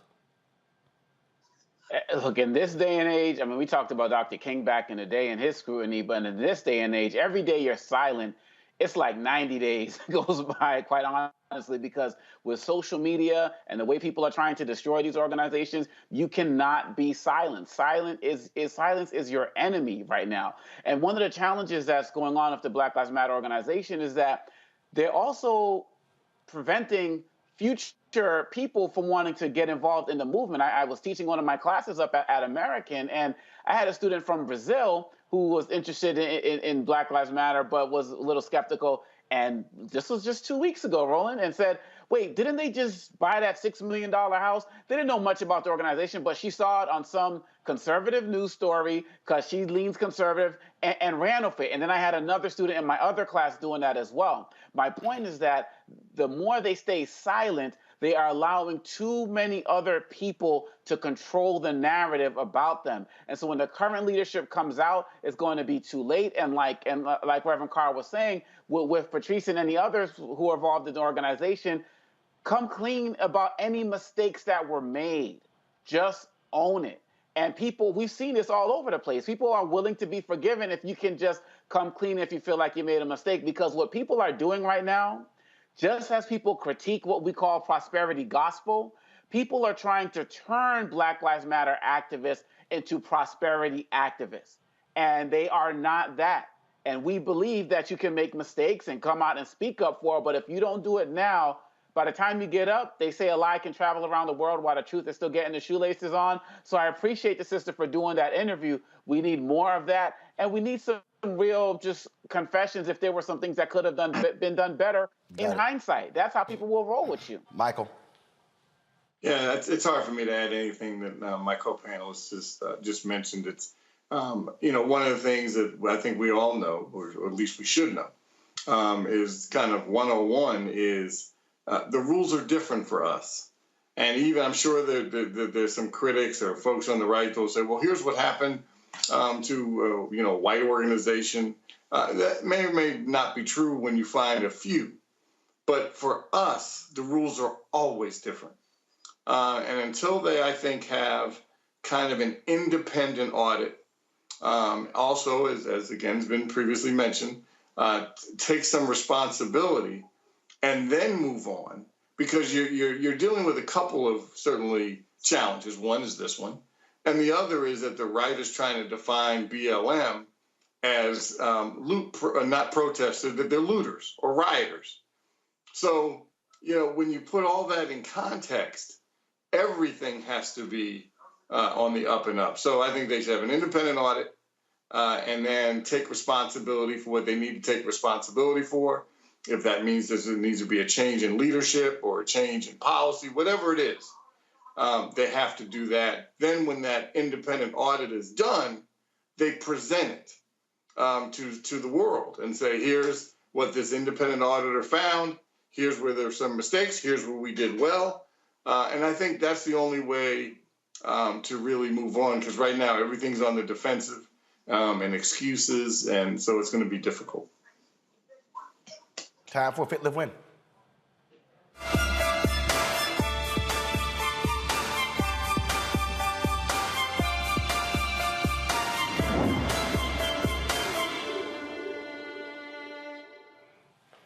Well, two sister physicians are on a mission to break barriers between patients and doctors during medical visits.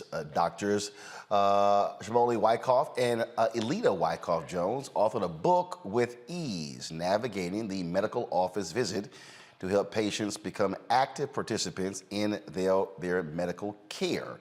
Dr. Shimoli joins us from Atlanta. Dr. Elita joins us from Raleigh, North Carolina. Glad to have both of you here. So when you talk about navigating the visit, what does it really mean? Say it again? I would just say that it's how we can best serve our patients and kind of get the most out of that office visit. So when you go in to see that provider, you can maximize the information you give to them, or maximize how much as a patient you can receive. So you're looking to yourself, you're empowering yourself to get the most from that provider, get the most from that doctor, to get all the information as much as you can in the few minutes you have with the doctor. So when you talk about that, I mean, do you find that people come in and try to put the best face on the situation when it's like, look, you're at the damn doctor's office, so you need to tell the doctor everything that's going on and not try to sit here and shade because you're going to get found out? Well, yes, it's helpful to just be honest with your provider, your physician. A lot of times we get calls from our family or friends asking us about the medications, or they're faced with a decision regarding their health care and they don't feel comfortable talking about it with their doctor, or they don't know if that's appropriate to say to the doctor. And so we want to bridge that gap so that not feel intimidated and know what questions to ask, so they can go in there and be confident and honest and get the best outcome. So, I mean, look, so one of the things for me is I'm gonna hit Doc with a whole bunch of damn questions. Okay, what's that? What's that for? How long? What's the deal with that? That the only option? Oh yeah, no, they gonna get interviewed when I walk in there, because again, I want as much information as possible. And that's the way it should be. You should be familiar with your provider, know what kind of provider they are. Are they a doctor?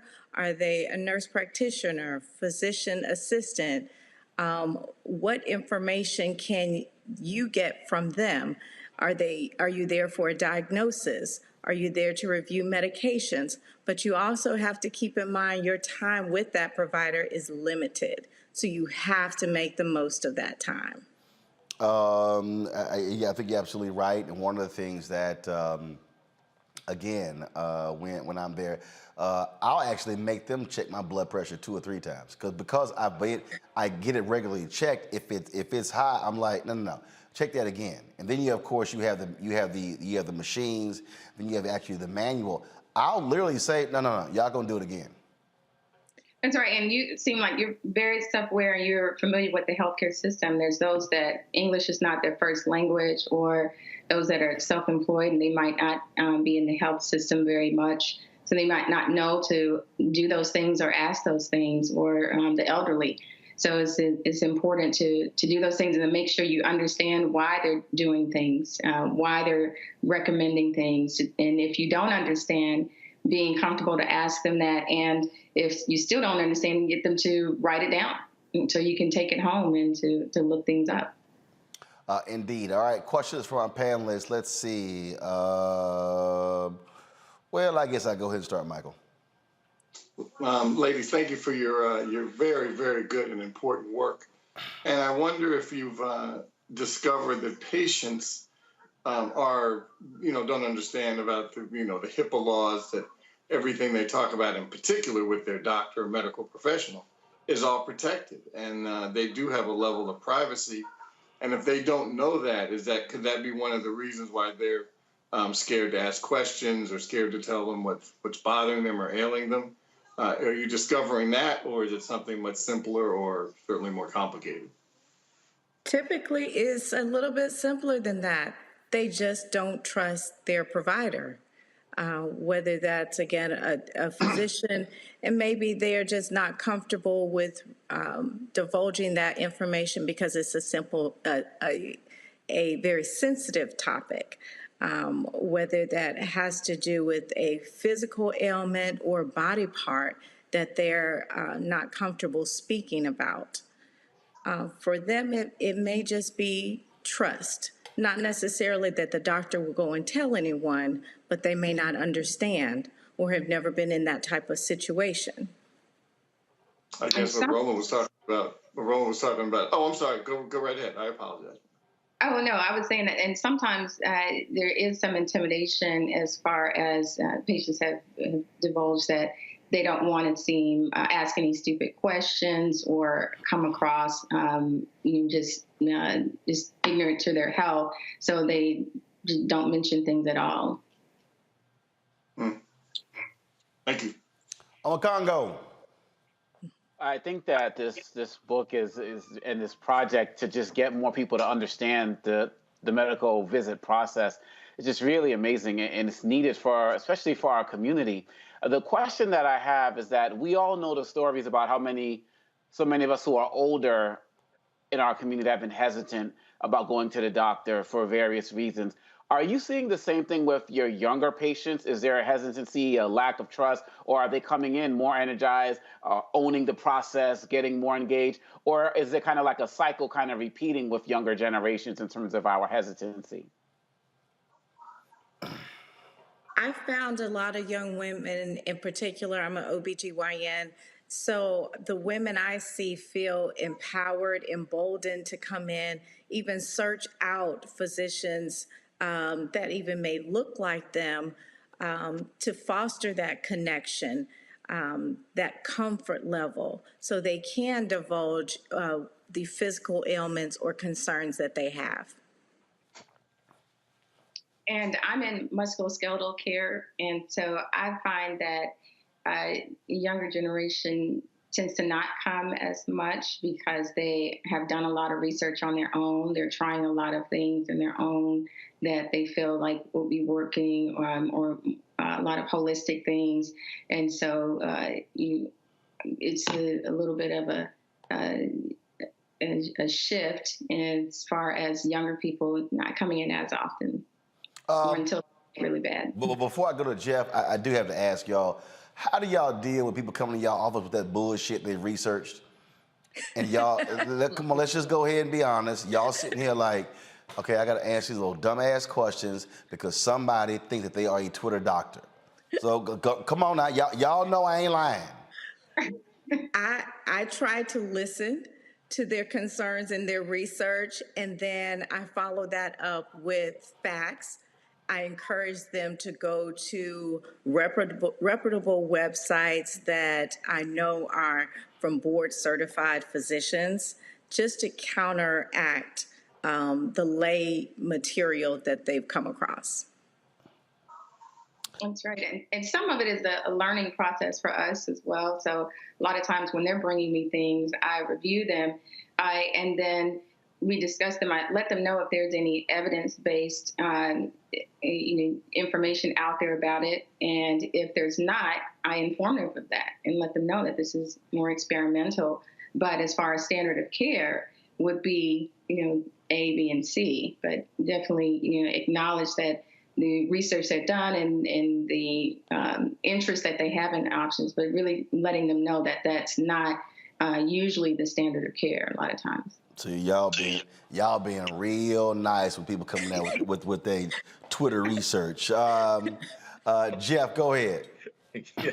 First off, sisters, thank you so much for the work that you're putting in the world, for walking and living in your purpose. And I'm speaking that with ease is going to help cure us from dis-ease going forward, because we're going to take agency. As a person who was once diagnosed with an advanced neuromuscular disease, I was self-diagnosed by looking at too much WebMD. And I got to the doctor's office with the diagnosis and gave all the symptoms. And my doctor just giggled and said, just change your pillow. You're going to be fine. There's nothing wrong with you. So this is a very dangerous space we're in. But I was reading in Outliers by Malcolm Gladwell about the difference between kids who are taught to speak up for themselves in doctor's visits as opposed to kids who were taught to just go in and be quiet and not say anything because the doctor's an authority figure. And so the question that comes up for me to you all is, how important is it for us to begin to teach young people, our children even, to take agency with their health and to stand up and begin to ask questions at a young age? I think that's very important. I think it starts from education about their health at home.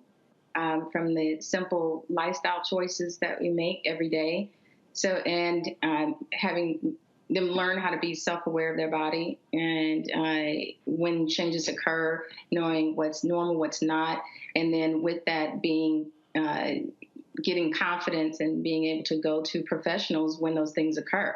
So I think it's a process that should start very early, and that especially with the landscape changing, visits may be harder to get into. It's important to get started with having a healthy life earlier and earlier.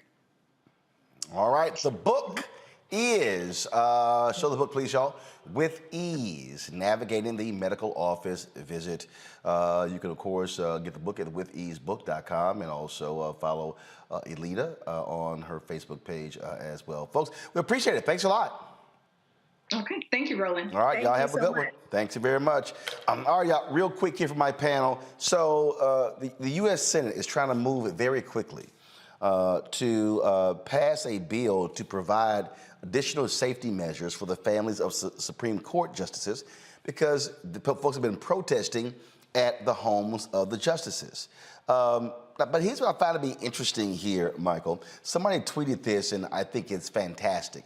They said, why? Supreme Court's own opinion in 1984, Madsen versus Women's Healthcare, said protesting outside the homes of abortion providers is protected free speech. This bill violates their own opinion. They're right. Okay, you know, you've got folks out there, Kavanaugh's house. In fact, one of Kavanaugh's neighbors is protesting him. And then you've got folks at John Roberts' house as well. And people are saying, oh my God, this is shameful. This is despicable. The White House has released a statement as well. This right here is one of the videos outside of Kavanaugh's house. But, okay, they literally issued that protesting outside the home of abortion provider is protected free speech. Oh, what's good for the goose ain't good for the gander?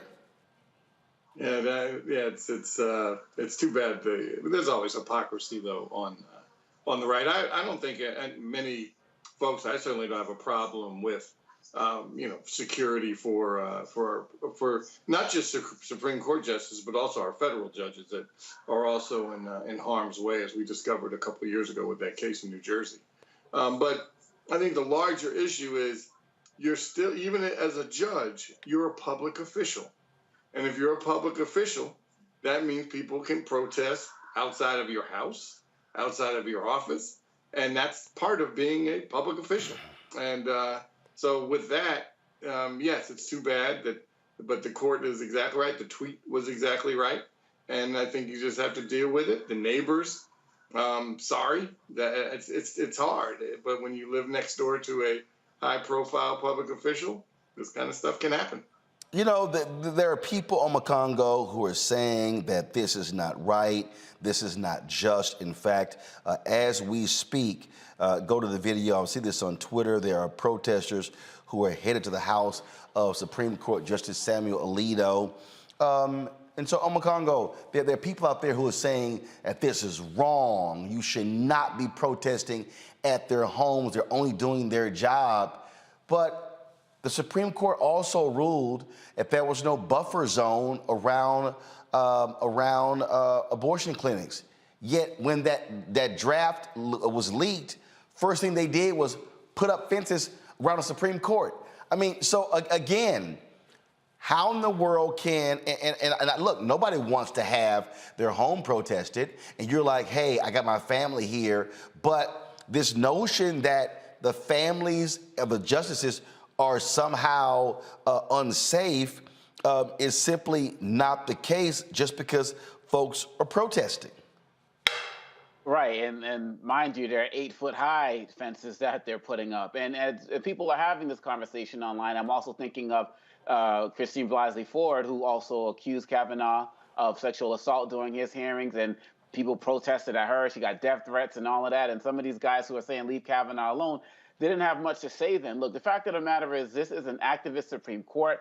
They're actively working to take people's rights away, as opposed to other things like Brown versus Board, those things are about giving people rights to equality. This is an activist court, and they are getting the response that they deserve, because this is why they were put there. They were put there to start with abortion and start taking our rights away. And people are fed up and they're pissed off now. We can have that conversation about we should have been pissed off a lot earlier and not let them get there. But the fact of the matter is, when you take Clarence Thomas and his wife and what they're doing in terms of how he won't recuse himself, they are showing that they can snub their nose in front of all of us, in front of all of the people of America, and the people of America are fighting back. And so this just is what it is. And the hypocrisy is glaring. And I say we gotta keep challenging and protesting. This is video yesterday outside of Chief Justice John Roberts' house, Jeff. And again, you've got lots of hand-wringing here in D.C., and I'm sure there are people who will say, well, Roland, I can't believe you're saying that, because if they were protesting outside of the liberal justices, guess what? If that's allowed, if that is actually protected free speech, that's what it is. So this is the result of what happens when you are in public office. This is it. When you choose to be in public office, and yes, a Supreme Court justice with a lifetime appointment is paid by the taxpayer, you are a public official. Mm-hmm. You're a public official. You're also our employee. You work for us. Those of us who go out in the world and make our way and pay our taxes and take care of business, they are public officials and they are public employees. Everything that they get from their benefits to their salaries comes directly from our tax dollars. So it's not as if they have a sponsor that they have to answer to. They have to answer to us. When you ask me what I think when I see it, I think it's absolutely awesome. And it has nothing to do with endangering the safety of a family. It comes from a background of understanding that if you talk to a watchmaker, if you talk to an engineer, if you talk to a builder, there is always some tiny point in a mechanism where you can apply the smallest amount of pressure and stop the entire mechanism. When we're feeling powerless, when people are feeling hopeless, when they feel as if there's no way that they can block what the right has put in place, what we've seen over the last several months is people trying to experiment with the machine to find that sweet spot that will bring the machine to a halt. And that's what we're seeing with democracy. When I see it, I'm taken back to my college days. I went to a public institution, Tennessee State University. We paid tuition. When the showers weren't working or when the hot water didn't work, we got all the brothers from the dormitory, we put on our shower robes and we walked down to the president's office and lined up in front of it and knocked on the door because we knew the president's office or the president's residence had hot water. So we knocked on the door and we waited because they were our employee, and we said, when you give us hot water, we'll stop coming down here. Miraculously, the next day, the water was always fixed. This is the case now. People have been oppressed. They've been suppressed. The justices work for the people, and now the people are starting to figure it out. Go stand across the street. Don't violate the property, but make them so uncomfortable that they realize that this is just the beginning of a wave, because when people are oppressed and they are pressed down and they are held down, they will always find a way to find the sweet spot that will bring the machine to the halt. And isn't it interesting that the United States Senate has unanimously passed by unanimous consent a bill to provide additional security for Supreme Court justices and their families. The bill now goes to the House, yet that same Senate could not pass the George Floyd Justice Act to protect black families and others from police abuse. It's amazing how fast Congress can move when it wants to.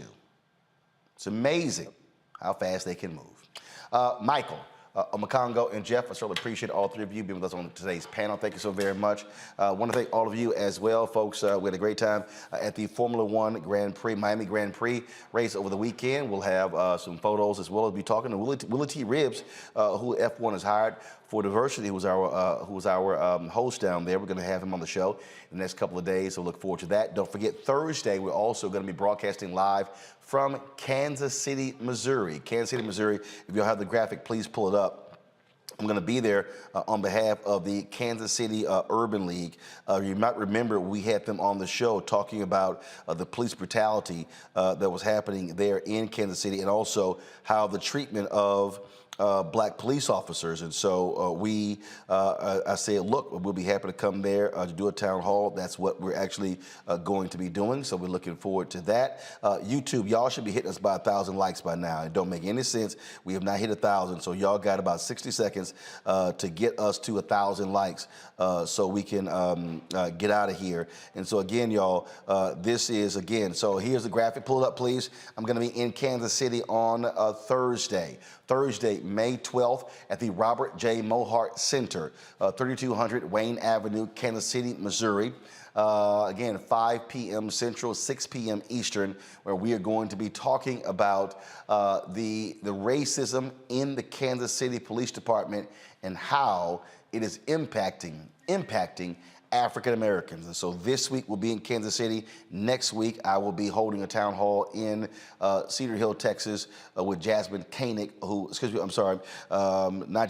Jasmine Crockett. Jasmine Crockett, who is running for Congress. So we'll be in Cedar Hill next week, May 18th, but May 12th, this Thursday, we will be in Kansas City. And so looking forward to being there, talking about what is happening with black police officers on that particular force. And so that's why, folks, you understand what we do. We don't just sit here and sit behind the desk, hide our face, talking trash about other people. We don't just stay here. We actually go out. We're in the community. So I get a kick out of these people who call themselves grassroots, but it's amazing how you see people say they're grassroots, but you ain't never seen them walk on other grass, and you've never seen them plant anything else.